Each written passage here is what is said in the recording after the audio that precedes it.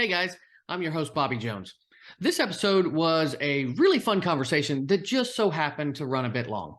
And as such, I'm going to split it up into two separate episodes. Part one is airing right now, and part two is going to air next week. Enjoy. Welcome to the Plan B CRNA podcast. I'm your host, Bobby Jones, and I'm so excited that you're here. The Plan B CRNA podcast is the only show made specifically for nurse anesthetists who are exploring options outside of their traditional career paths. This is the place to expand your mind and your goals as we uncover new ways to produce side income together. Join me for some honest, unscripted discussions with other CRNAs who are transforming their financial lives. This episode is brought to you by On-Call Capital. On-Call Capital is dedicated to educating CRNAs and other healthcare providers about investing outside of the traditional stock market. On-Call Capital also provides opportunities for you, yes, you, to create passive income and generational wealth while also lowering your taxable income through investments in the apartment and alternative investment spaces. If you haven't hit subscribe yet, make sure you do that right now so that you don't miss an episode. Thanks so much for joining me today.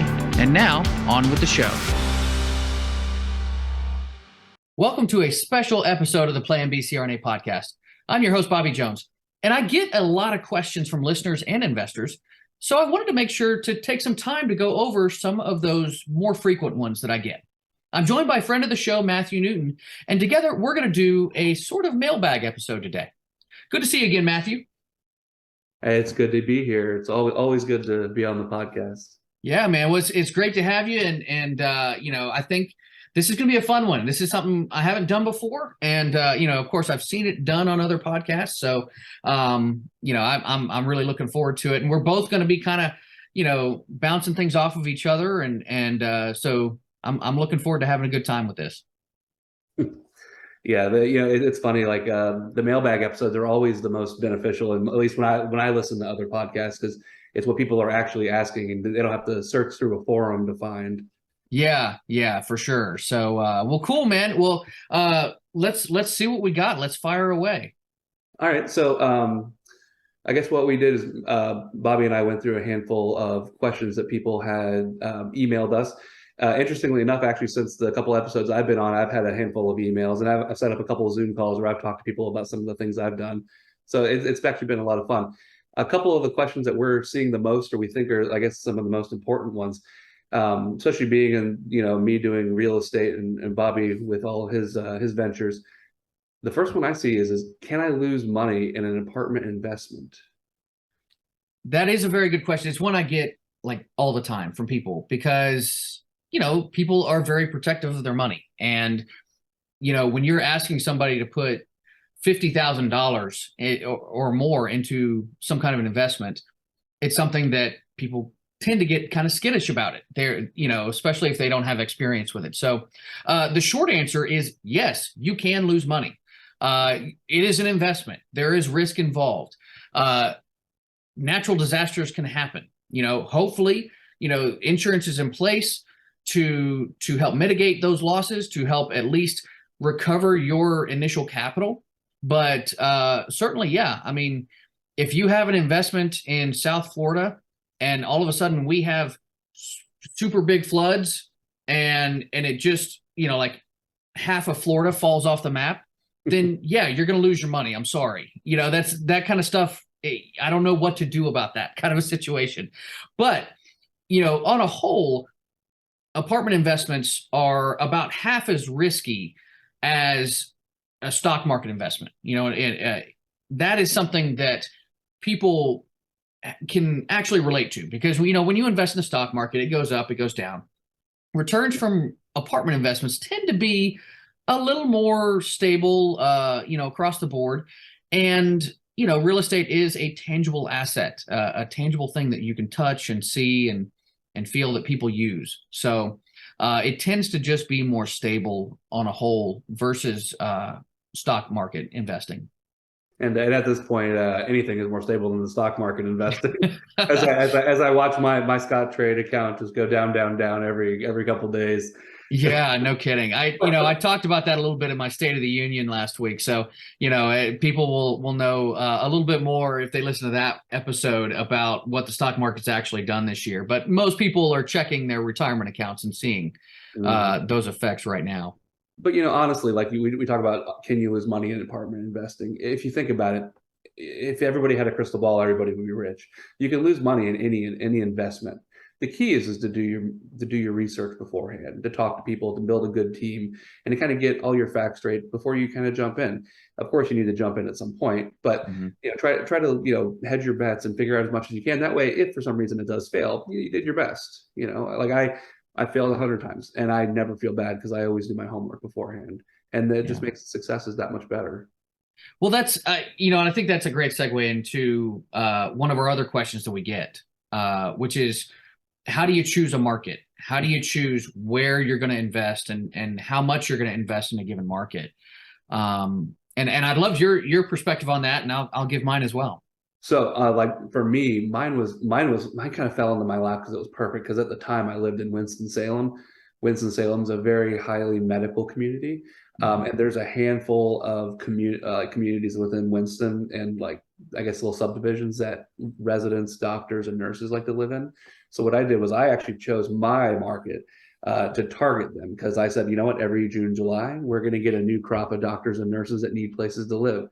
So I buy in a nicer area with little nicer buildings, and these guys are wonderful tenants. They like to stay for 5 to 7 years, and nothing is guaranteed. Who knows with our economy and the way things are going, but thus far, the last couple of years, I've had consistent tenants, and it's been growing great. I did a lot of research when it came to it. I talked to some friends that also did the same thing. I asked them. First question was always, "What are the mistakes you've made?" Because I don't want to make the same ones. I want to make all new mistakes.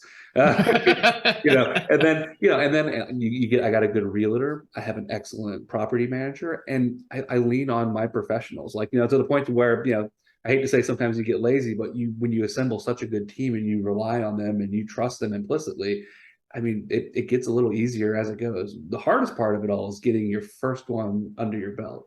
And then after that, real estate investing, especially, just becomes almost addicting. It's Yeah. fun. It's great to set that plan out. It's excellent to work with your people. And then after that, watching it succeed and grow on its own is just an amazing feeling. No, I agree with you there. And first looking at where you happen to live, I think is a great way to start out because you can get an idea for the nuances within a given city. And it gives you a better idea of what to look for when you start to branch out to other places, outside of where you live. If you want to invest in some of these areas, you need to know where the good parts of town are, where the bad parts of town are, where the hospital systems are, where the large employment centers are, those kinds of things. Studying, demographics and population trends and employment trends for a given area. Those are all, great things to do.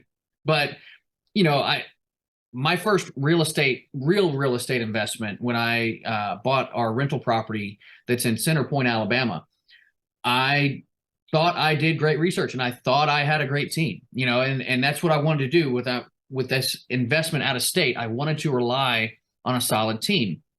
But what I realized, and it's an expensive lesson, but I did not vet my team as well as I should have.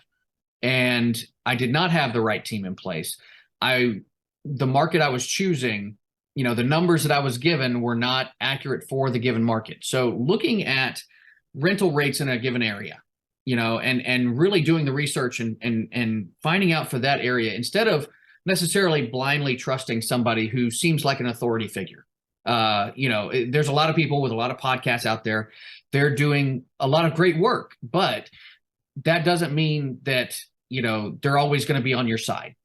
And that doesn't mean they always have all the information either. Sometimes they are a middleman who does not have all the information from their boots on the ground. So they trust those people to give them the right numbers. But if those people aren't giving you accurate numbers, because they're just trying to make a sale, then that can throw off everything that you do. So, those are some of the expensive lessons you can learn on your own, or you can listen to other people who are telling you, hey, you know what, maybe visit a place before you invest there. Taking a quick drive or a plane flight, and getting yourself that vision, that sight line of what you're actually investing in can do wonders for you. So it's funny you say actually visit the place you invest in. So like my most recent investment is my mountain cabin in Blue Ridge, the Cozy Bear Lodge. There's my shameless plug for the podcast. Cozy Bear Lodge. We're going Yes. to put a link in the show notes for that too. Link in the show notes. So like when we were researching, we were looking at, first we had to decide between beach and mountain house, because we wanted to do a short-term rental. And after crunching the numbers and looking just like from the basics of what I could find online, I quickly ruled out beach house, especially if you want to get a good ROI. So then I moved to mountain house. After that, for my first one, because you're going to make mistakes every single time, I wanted something close enough to where if something were to happen, I could go up there and fix it. So I kind of honed in on the area. I love the Blue Ridge Mountains of Georgia. After that, me and my wife, we went up there and vacationed for a couple of days, saw a couple of the Airbnbs, stayed in some of the hotels just to kind of see what the whole town had to offer. Blue Ridge was a great town, like great community. So, I mean, it's a fun, quiet mountain town. And then you have the weekends that are a little more hip, a little more active.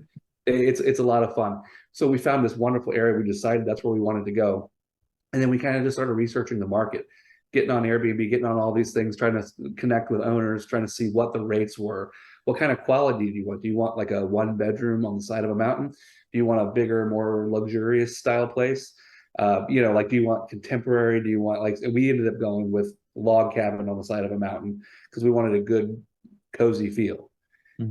Also on top of that, I also looked at what do other things similar to the one I have, what do they get daily, weekly, nightly, monthly? Then I went to AirDNA after that for my research, and they're not perfect, but they were actually pretty close. And funny enough, I actually learned a lot from AirDNA. I didn't realize how much seasonality it had. So if I were to ask you and say, hey, when does a mountain cabin rent the most? What would you say? My guess would be in the fall. Right. So apparently, as I've learned from AirDNA and I'm seeing in current time, June pretty much through December is completely booked, nonstop. June. Wow. Yeah, okay. I never would have thought. January, February, March, very slow. That's their slow. And to me, if you would have asked me, I would have said, the moment snow hits the ground, people are just flocking to the cabins. And that's not true. But it works out great because this is when me and my family are using it. We actually have a big long family trip booked up for February, and I'm hoping for snow. It's like I can think of nothing better than a hot tub or a fire pit and it's snowing with deer and wild turkey running around the area. It's just But so when we talk about how do you determine a market, that's kind of what I did to go through all this. And so far, it's been pretty spot on, and everything has kind of happened as expected, which has been pretty great. Yeah, well, and I'll say this too, my home that I have in Center Point, Alabama, after we got everything figured out, then now it produces a couple $100 a month for us. So, and that's something where I've got the property management right. I've got, the team right, that's taking care of things. We've got a tenant that just re-upped their lease. So we're rolling now with this. It's taken a couple of years to get to where we're rolling. But in that time too, we bought the home for $95,000. It currently appraises for $125,000. So we, and we only owe about 70 on it, so we've got, however much that is, $50,000 worth of equity in it. So even though we made mistakes in the beginning, that's something that now it's like, well, that's okay because the market was good. We chose a good market. It's just that we didn't have some of those team members ready to go when we bought. Are you currently managing it yourself, or are you using No, I'm using a property manager. And that was our problem initially, was we had a property management team that we were set up with, and I didn't properly vet them. I had conversations with them, but it wasn't something that, I went down there to see what they were doing in person or anything like that. And so that's something that in hindsight, yeah, I would have gone back and done that. But like I said, once we got things figured out, it worked out really well. And so hopefully, the property will continue to appreciate and cash flow, and we'll have a good investment for years to come. Very cool. Well, so our next question that we get a lot, and it's interesting because I actually stumbled across it the first time, like I imagine a lot of people do when they're getting ready to do some kind of stock or private equity deal. And there'll be a little thing that says on there, "Are you an accredited investor?" And honestly, my first time I saw it, I had no idea what it said or what it even meant. So I've actually been asked that a handful of times by different people when I've talked about private equity. So can we shed some light on that, Bobby? Sure. Well, so people see that and it seems like a red flag at first because people don't feel like, oh, well, that's a fancy term. And I'm definitely not, as well educated or as ready for that kind of a jump. That sounds like a fancy term to describe somebody who's not me, and all it is it is a purely financial qualification. So there are different ways to qualify. You can either make $200,000 a year on your own. You can make $300,000 per year with your spouse, or you could have a net worth of $1 million. Those are the qualifications, and you only have to hit one of them to be considered accredited. And for purposes of people who are actively syndicating in apartments, if you're on the general partnership, you are automatically considered to be accredited for purposes of that particular deal. So if you're on, the general partnership, if you're taking an active role in managing that syndication, then you're in good shape. You're good to go as far as accredited status. So you don't have to worry about being able to invest in that particular syndication. Is there anybody that comes behind you to check your credentials and make sure you actually are an accredited investor? Well, okay. So that really depends on the deal that you get into. So if it is a deal that is for accredited investors only, which is a 506C, then yes, there is a verification process. And it's relatively painless. You can actually go to your own CPA or your tax attorney, and you can actually have them fill out a form that says, hey, my client is accredited based off of this, or this, and they can fill that out for you. Some of them may charge you for it. So that's something to keep in mind, but there are also different websites that can do that verification process for you. If you are investing in a 506C syndication deal, then they are going to require that kind of verification. So, and they'll point you in the right direction. They'll point you towards the website they want you to use. And that may cost you $50, but 506Bs, which include accredited investors and a handful of sophisticated investors, which are people who have knowledge of apartment investing or knowledge of that particular investment, and they want to invest, but they don't meet those financial criteria of being an accredited investor. Those people can all invest. And there's typically not a verification process that goes along with that. That doesn't mean that the federal government won't come and check up on the status of those sophisticated investors to make sure that you didn't include too many sophisticated investors. But at the beginning, there is not a verification process that's required for those types of investments. Okay, very good, very good. So interesting, a question I got asked yesterday, and I've just heard a million times every time I see it online, or just anybody looking to get into any kind of business, whether it's apartment investing or even in the CRNA world, is do I have to have an LLC or an S-corp? So for me, I always answer these questions with questions because a lot of times people think LLCs and S-corps are kind of the same thing, and they're really not. And the best way I guess I kind of look at it, not the perfect technical answer, but is an LLC, it creates a a distinctive legal separation between the business and the person. So LLCs are designed essentially to put a wall between you and what's going on. So I have, and it makes it difficult for if there's any action that's taken on the LLC to actually come back to you. I mean, a good lawyer can do anything, of course, but if somebody were to fall, maybe one of my houses or townhomes that I rent out, it would be harder to sue Matthew Newton. They would have to sue my LLC first, usually. So I always look at LLC as a protective measure. An S-corp, at its nitty gritty, is really just a tax classification, and it allows things like deductions, profit pass down, all these other things to be passed directly to the shareholders.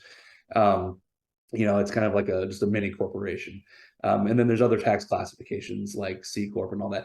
So the big thing is when you ask yourself these questions, it's what are you planning to do with your business? How are you planning to pay yourself? What are you planning to do tax-wise?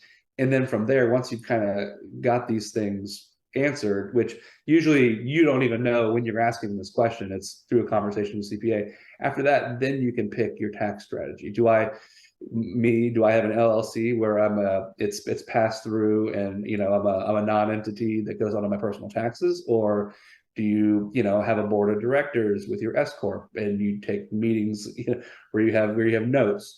So, but each one of them has their own benefits. Some pay taxes on this, some pay less on that. So there's always benefits to both of them. So really, it's talk to your CPA, and they can help you choose kind of what entity you're going for. Another really interesting question, which I actually, once again, I answered yesterday with a CRNA, is they were talking about this was their first 1099 job. This is, oh, it's great. I'm making, I don't know, random number. We'll just say I'm making $200 an hour. And I'm like, well, this is your first 1099. Do you know the difference between 1099 and W-2 aside from what your paycheck looks like? And the answer most of the time is no, especially if you've been in the world for less than 5 years. So and I always tell people, I'm like, this is where it really pays to have a good CPA, good tax advisors, good financial planners, because they can kind of help you sort through the difference between W-2 and 1099. To me, W-2 is great. Not everything is for everybody, but with a W-2, you go to work, you punch a card, you get paid. Your work then takes out employment taxes, Social Security, all that good stuff, and then you receive a paycheck. As a 1099, you do that. And the best way to look at it is when you're W-2, you're an employee. And going from W-2 to 1099, it just kind of depends on what you're looking to do. Like I said, nothing wrong with being W-2. But when you're 1099, you need to get out of the I'm an employee mindset, because now you're the boss. And even more importantly, your 1099 is your company. And that's where people, at least in my opinion, make their mistakes. So if you go to work and you make $1,000 for the day, of course you have to pay yourself legally a reasonable salary. Well, if a reasonable salary for what you do happens to be, $700, well, you now have an additional $300 that your company made. So whereas before with a W-2, you were getting taxes taken out right off the top. With a 1099, now it's your decision on where do you pay your taxes and what do you need for your business to survive? Because you can expense things. Once again, I'm not a CPA, so not giving financial advice, but you can look into other things like, what about gas mileage? Is your car an expense? Did you lease your car to your company? What about, our vacations, work vacations? Are they vacations? Are you having to improve a house? Are you having to have work clothes? Like, what are the things? What about mileage to and from? So the nice benefit is I'm always a big fan of, do it legally, of course, but live through your LLC. So if you're using your cell phone to, take calls, to schedule dates to work, then, maybe a $50 stipend for your cell phone a month would be reasonable. So the good news is now it's 1099. If you made that $1,000 for the day, maybe by the time at the end of the day or at the end of the month, when you're paying your bills of that $1,000, you've had to expense $600 of that. Well, now only $400 of that's going to get taxed, as opposed to that full $1,000 that you were getting taxed as a W-2. Yeah. So that's always been my thing. Yeah. No, and it makes sense. And there are different ways to go about how you do profit sharing and retirement accounts through 1099, and there are all kinds of nuances that a CPA can help you to figure out to best maximize those returns that you're going to get from owning your own business. But and that was one of the fun things when I had my 1099 for a few years, trying to figure those things out, and what you can really put under the expenses, and what's reasonable and customary, and what's a little more out there. And but I mean, hey, if you need a new laptop at the end of the year, hey, you can expense that, and all of a sudden that's money that you're not taxed on. Different things like that can make a big difference in your taxes at the end of the year. And let's face it, I mean, if you can keep more of your money that you've earned, then it makes sense to try and do what you can to do so. And things in the company can benefit you in your personal life. I mean, I have a short-term rental, so I provide TV and internet and cable. Well, just because my short-term rental has HBO, maybe I might peek at it every now and then and watch the new season of Game of Thrones. So it might benefit me on my personal side. But once again, like, you keep everything above the line, and make sure everything works. So like I always say, make it benefit you, but don't be greedy. Mm-hmm. And that it keeps you straight and keeps you from getting audited. For sure. But to get back to answering the question that you actually asked, do you have to invest through an LLC or an S-corp in order to invest in apartment syndication or real estate in general, buying a rental house? The short answer is no. You don't have to do that. Particularly in the beginning. If you don't want to build this real estate empire and you only want to have a couple of rentals, maybe it makes sense for you to not have them in an LLC, because that's you've already got a business LLC for your 1099. You don't want another LLC to manage and do all this stuff, and you have to have your tax accountant do taxes for that, and it just becomes a big hassle. Maybe that's not something you want to do, because you're already getting the benefits from having another business. So it just depends on the kind of protection that you want for yourself. Myself, I did not invest through an LLC for my first couple of investments because I just wasn't ready to do that. The other question I get is, can you invest with your retirement accounts? And the answer to that is yes. If you have a self-directed IRA, 401k, then you can use those funds to invest in real estate. However, the trade-off that you get there is that there are a lot of tax benefits to investing in real estate, a lot of tax incentives that the IRS gives you to invest in real estate already outside of your retirement accounts. So by investing with a retirement account, that has its own benefits and whatnot, but they kind of offset each other. And you're only going to get one set of tax benefits. You're not going to get massive tax benefits over and above what you would by just investing in real estate outside of a retirement vehicle. And this actually segues really good into another question I have for us here is, can you explain the difference between passive and active investments, passive active income, like how it plays to your taxes for your W-2, your 1099 and all that? Sure. So your active income is stuff that you are directly taxed on that as taxable income. Okay. And that is something that comes to you, W-2, 1099, whatever the case may be, those are basically used as active income. Okay. And those are taxed as active income. People can use real estate to offset what is known as passive income that you get. Okay. So real estate is not going to offset your W-2 income. It's not going to offset your 1099 income. However, let's say you're a physician and you work for a large group and you go to many different places. You get your W-2 or 1099 income, whichever it is, but you're also a part of a group. And as such, these other places are also making money while you're not working there. And there's some profit sharing that goes on. You get at the end of the year a K-1 statement. Okay. And that is income that's coming to you that is considered to be passive. That is the kind of income that can be offset by your real estate investments. Because, for instance, an apartment syndication, you have cost segregation, bonus depreciation, all those kinds of things. And I always, tell people about my very first investment that I made. I invested $115,000 into an apartment syndication. I got a K-1 statement for $103,000 in losses for that year, 2019.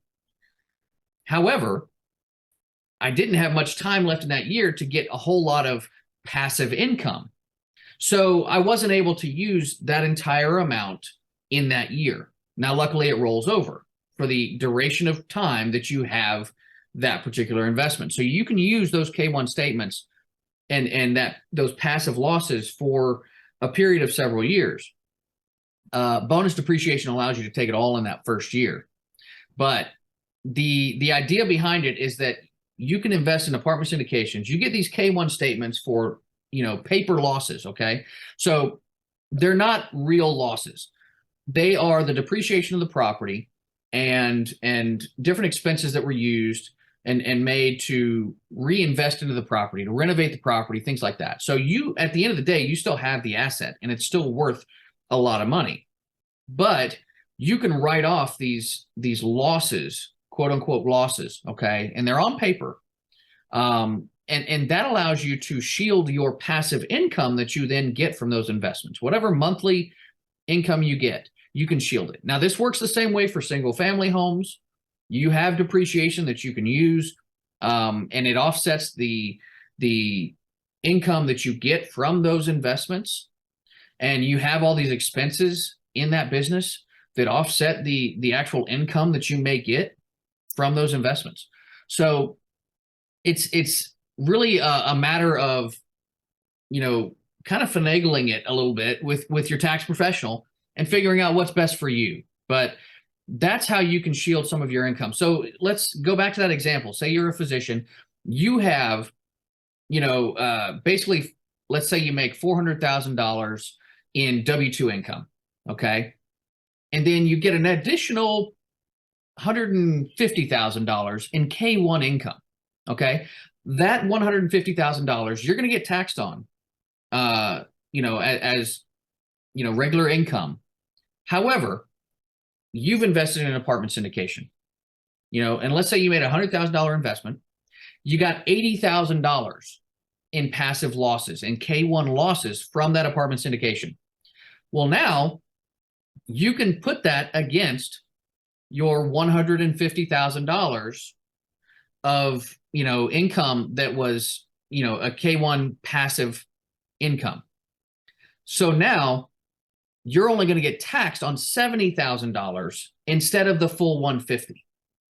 That's a lot of tax savings right there, especially when you consider that you're talking about higher tax bracket individuals. So you're talking about tens of thousands of dollars that you can save yourself by investing in real estate that can really help you out if you're getting other K-1 income from other entities. Honestly, it really having all your eggs not in one basket really does benefit. It's great to have multiple income streams because they can all play and complement each other really nicely. Especially just for future planning in general too, because with kind of the way our world is, we don't know if there's another pandemic coming around where you might not be working quite as much, and so having real estate income coming in is great. Having private equity money coming in is great. There's all these different things, and then like you were saying, once again on the back end, it really helps at taxes, and you can save an incredible amount of money just by diversifying a little. Yeah, well, and it was amazing to me during the pandemic how many CRNAs and healthcare professionals struggled because they were out of work for 6 weeks, and how big of a hit that was. And I think it was a real eye opener for people to start looking outside of, their traditional income, because it helps to have that side income that can help offset some of those things or get you through some of those rough patches in, maybe your own 1099 work, or, hey, you're in between jobs at the moment, and you want to take, a month off to just let things cool off and to kind of relax a little bit before starting your next job. Well, you're not worried about being paycheck to paycheck. and we can get into lifestyle creep and all that kind of stuff, but I'll save that for another episode.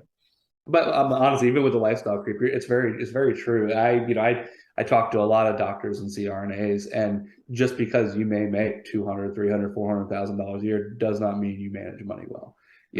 Honestly, I feel that we do our CRNAs a disservice by not teaching money management and not teaching basic billing and, like some of the basic business side of what being a CRNA is. I really wish that they would find ways to integrate this more into school. Because as a student, you come out and you come out with $200,000 in loans, and then you have a $2,000 a month payment plus. That's it's a big hit. So people assume just because you're making a nice paycheck that you have just money flowing everywhere, and that's not always the truth. Yeah, very true, very true. Thanks again for tuning into this special mailbag episode. If you ever have any questions that you'd like us to answer on air, you can send them over to bobby@oncallinvestments.com, or simply leave your question in your podcast review. Just a reminder that this was part 1 of 2, with the second half airing next week. Until then, stay safe and take care of each other out there. Thank you so much for joining me for another episode of the Plan B CRNA podcast. If you haven't already subscribed and reviewed the show, I'd be honored if you took the extra time. It really helps to expand our reach and get the word out about the show. If you're a CRNA who is interested in sharing your story on our podcast, I'd love to have you. Please email me at bobby@oncallinvestments.com for more information. This episode was brought to you by On-Call Capital. They are dedicated to helping providers like you develop passive income and generational wealth through investments in the apartment and alternative investment spaces.